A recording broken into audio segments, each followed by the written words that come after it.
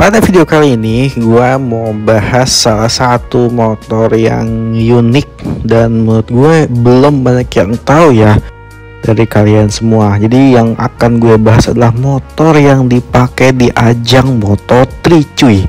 Ya, apakah motor yang dipakai di Moto3 itu dia setara dengan ZX atau dia lebih kenceng atau lebih lambat?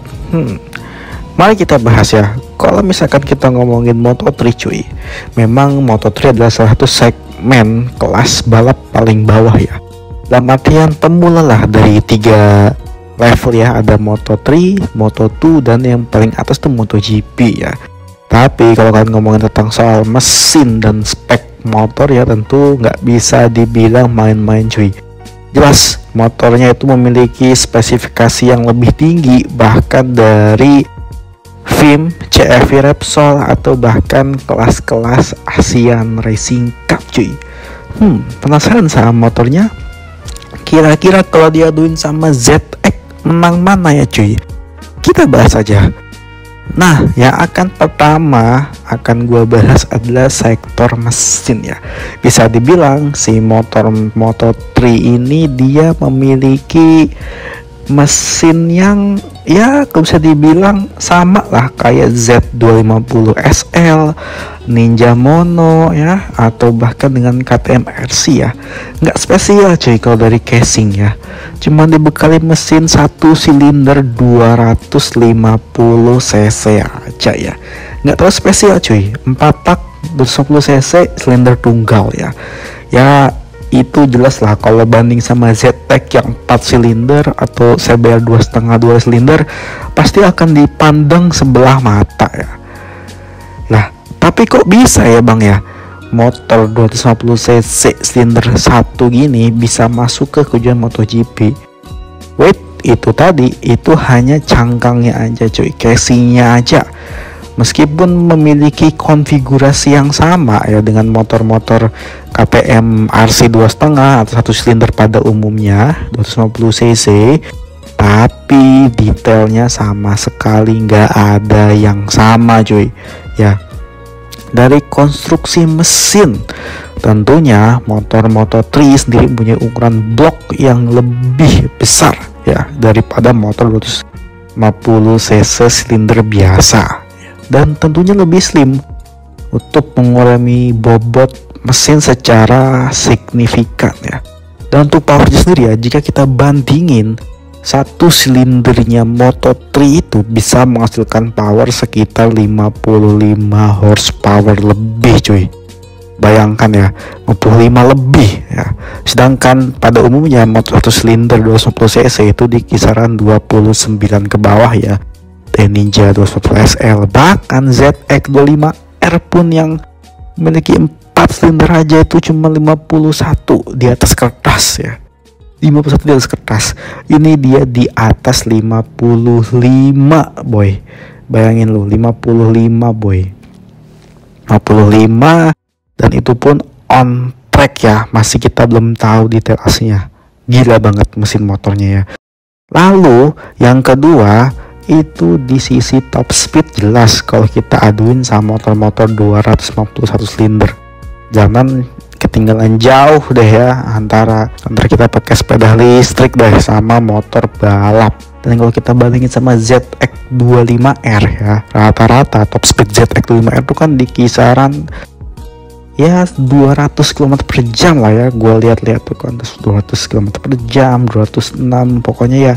Nah gitu, motor Moto3 ini mampu digeber di angka 240 ke atas ya. Bahkan top speed sendiri pernah direkam pada seri GP Qatar tahun 2020 itu dengan menggunakan mesin KTM itu mencapai 246,5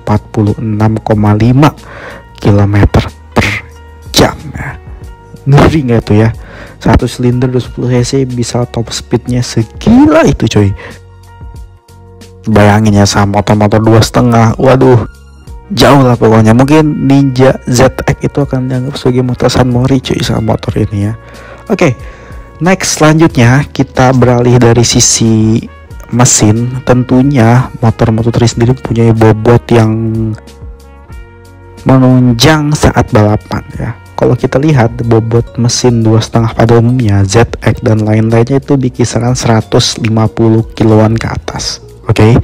R25, Ninja 2,5, CBR, pokoknya tadi ya 150-160 kilo, bahkan ada yang 170 kilo ya. Dan itu merupakan bobot yang cukup berat.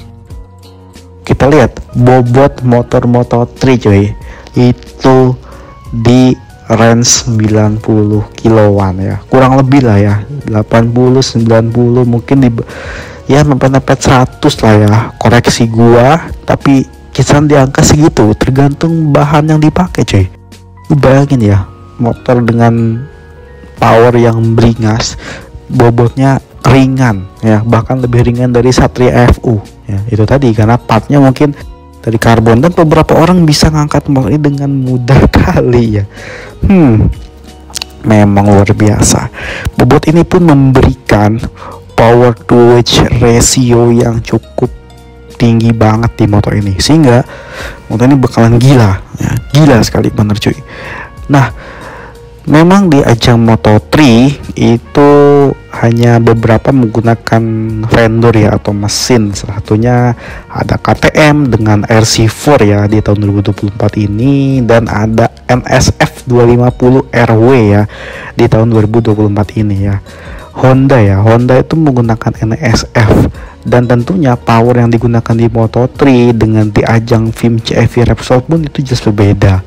Di Moto3 kita mendengar kode ada RW-nya yang menggunakan powernya sendiri atas 55 horsepower, sedangkan di ajang FIM CFI Repsol itu menggunakan 1 silinder tunggal 250 cc yang powernya di angka sekitar 45 dk ya. Tentunya top speednya pun ya menggila juga. Pokoknya udahlah cuy, lu gak usah, bukan kalau lu ngerasa kau menang, mending udah gak usah lu bayang-bayangin dah. Yang jelas kalau lu pakai motor di jalanan, mau 4 silinder mau apa, jiper aja pokoknya cuy, bener jiper, lu udah diem aja, lu mending gak usah gerung-gerung motor lu dah.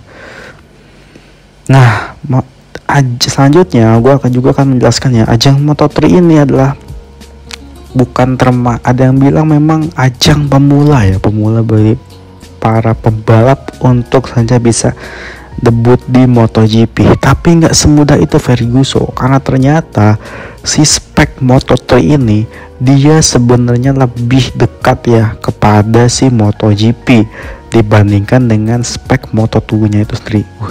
Ngeri ya cuy ya.